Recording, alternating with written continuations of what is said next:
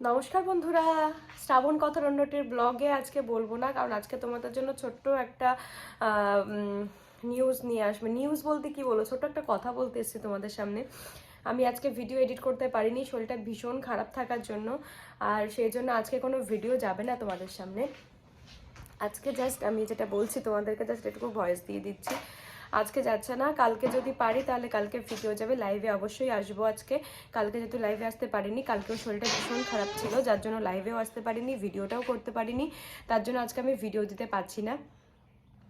কালকে আবার ভিডিও যাবে, আর তোমরা প্লিজ এভাবেই সাথে থেকো, পাশে থেকো, আর এভাবেই সাপোর্ট করে যেও।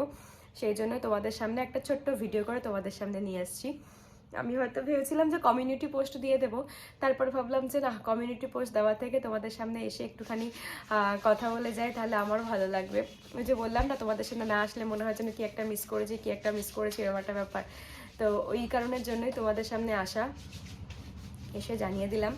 আর তোমরা সবাই সেই পর্যন্ত অনেক ভালো থেকো। আজকে লাইভে আসবো, দেখি দুপুরবেলার দিকে 10 মিনিটের জন্য লাইভে আসবো, আর রাতে যেমন লাইভে আসি তেমন অবশ্যই লাইভে আসবো। সবাই লাইভে জয়েন করো, ভালো লাগবে যে সবাই লাইভে এসছো। আর কালকে কে আমি লাইভে আসিনি, কে কে মিস করেছো সেটাও কিন্তু অবশ্যই কমেন্ট করে জানিও। তো চলো এখনকার জন্য টাটা। আজকে যদি ব্লগটা করতে পারি তাহলে কালকে কিন্তু আবার ব্লগ যাবে, ঠিক আছে? তো চলো এখনকার জন্য টাটা। সবাই খুব ভালো থেকো, সুস্থ থেকো, আর সাবধানে থেকো। চলো এখনকার জন্য টাটা।